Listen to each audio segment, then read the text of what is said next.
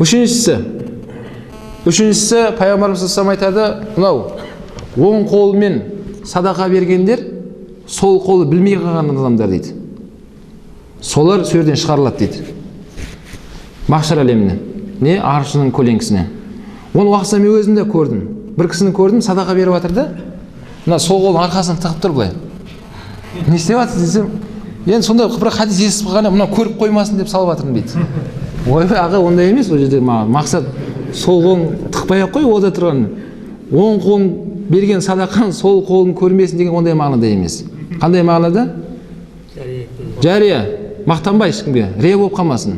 Енді Құдайға шүкір сен сияқты ана тентебед емес, сен беріп жатырық қой деп айтпа сен.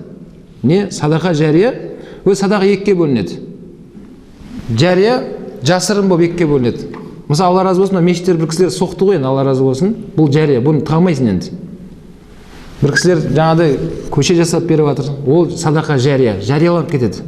Екінші бір садақалар бар, жасырын, сыры болады. Ол садақаларды не айтпайсың, айтып керек емес. Қазақта сөз бар, мен естідім оны.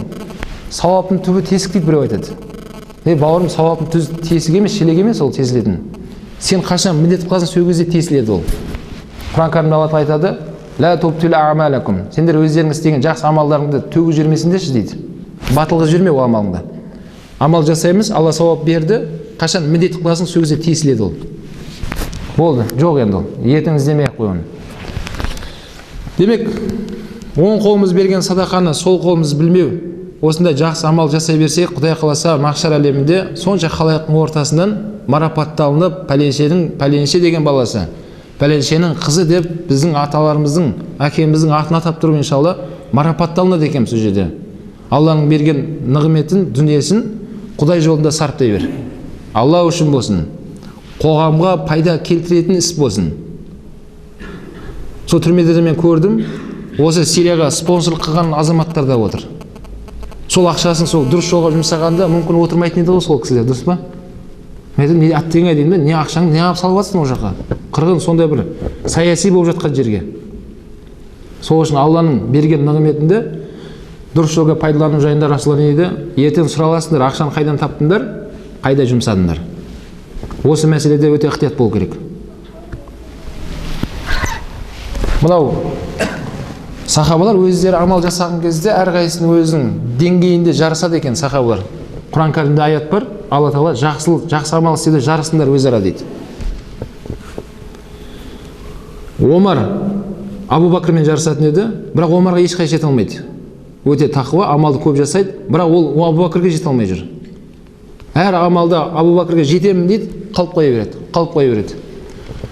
Сол Табук соғысында Пайғамбарымыз саллаллаху алейхи ва саллям адамдарға жариялады, құрметті азаматтар, сол мүмкіншіліктерің болған көмектесіңдер. Не?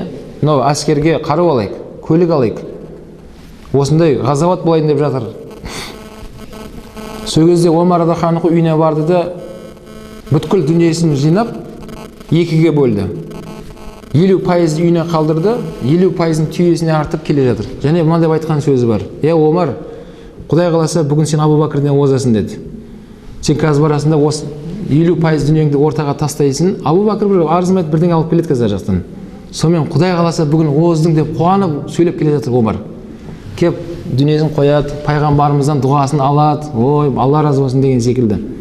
Абу Бәкір күтіп тұр енді Омар. Бір уақытта Абу Бәкір радхияну келе жатыр. 100% дүниесін алып келе жатыр. Бұны көрген Омар бірден пайғамбарымызға барып шағымданады. Я Расулалла, Абу Бәкір зұлымдық қылып жатыр өзіне дейді. Абу Бәкірге айтыңыз, отбасында зұлымдық қылып жатыр деді. Үйіне еш нәрсе қалдырмапты дейді. Сөзі пайғамбарымыз саллаллаху алейхи ва саллям, Абу Бәкір, сен отбасыңа не нәрсе қалдырдың деді. Я Расулалла, осының бәрін үйіме қалдырдым деді. Алла жолында жасаған, сіз айттыңыз ғой, Алла жолында кеткен дүниенің бәрі өздеріңе қайтады. Мен осының бәрін Аллаға бердім, отбасыма қалдырдым деп Абу Бәкір радхияну анху осылай жауап берді. Демек садақа деген осылай болады екен. Ол міндет қылатын нәрсе емес. Садақа жасалынған кезде ол айтылмасын, міндет қылынбасын.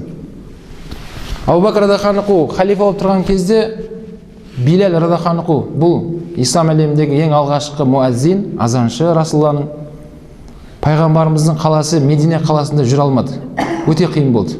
Пайғамбарымыз саллаллаху алейхи ва саллям Алла рахматына кеткеннен кейін сахабаларға өте қатты қиын болды. Мына өмір қызық болмай қалды. Оларға салса, ой әлемді тастап кеткісі кеп тұр бәрінің. Бірақ ешқайсысы өз еркімен әлемге келе алмайсың, өз еркімен кете алмайсың ғой. Алланың берген өмірі сабыр етіп ендіне соңына шейін сүруің керек. Билал кім Абу Бакрдың алдына келді. Абу Бакр, маған рұқсат ет, мен Мединеден басқа қалаға кетіп, өмірімді сояқта өткіземін деді. Мына Мединенің қаласында жүре алмай жатырмын. Мединенің қаласындағы қалқиып тұрған әрбір зат мен Расулаллаға есіме түсіре береді дейді. Ана талға қарап тұрсам, бірде Расулалланы сол жерде отқан көрген едім. Мына көшенің мына жағына қарап қалсам, Расулалланы көрген едім сол жерде. Көшенің баршасы мен Расулалланы есіме түсіре береді дейді. Еш нете алмай жатырмын дейді. Қиналып кеттім мен. Маған рұқсат ет, басшысымсың ғой сен. Мен кетейін басқа жаққа. Сөз Абу Бакр, жоқ, қимылдама. Сен ортамызда бол, сен керексің бізге деп рұқсат етпейді. Сол кезде Билал радиаллаху анхудың сөзі бар. Абу Бакр, сен есіңде ме, уақытысында мен құл болып жүрген кезде сен мені сатып алдың ғой. Сол кезде сен мені азат еткенің, солай ғой, Сен сол кезде Алла үшін мені азат еткен болсаң, мен жібермей кетем деді. Егер өзің үшін азат еткен болса, мен қалам деді. Қара, қаяқтаған нәрсені еске түсірді. Абу Бакр да соны айтты. Сен қаяқтаған еске түсірдің ғой, кет бар, жолың болсын деді. Мен сені Алла үшін сатып алғам сол кезде. Алла үшін, Аллахи, мен сені Алла үшін азат еткенем сол кезде. Жолың болсын, тұрма Мединеде деді. Деп, осындай Билал радиаллаху анху Мединеден кетіп қалды. Демек сахабалар осы амал істеді. Лағнеті шайтан есімізге сала береді екен. Біреуге жақсылық жасап қойсаң, 10 жыл уақыт өтуі мүмкін, сен соны алдына барған кезде есіңе түсіреді. Сөйтті де ол көмектесе алмады, сол кезде біз айтамыз, есіңде ме, 10 жыл алдын саған келгеннен ғой маған. Мен саған көмектестім ғой сол кезде. Енді менің уақытым келді саған. Көмектеспейсің ба? Есіңде ме, баяғыда деп айттың ба? Міне сауап кесілді енді. Енді сауап кетті. Рия болды. Алла үшін емес екен, ол бір мансапты, бір пайданы көздеп істегенін көрініп қалды.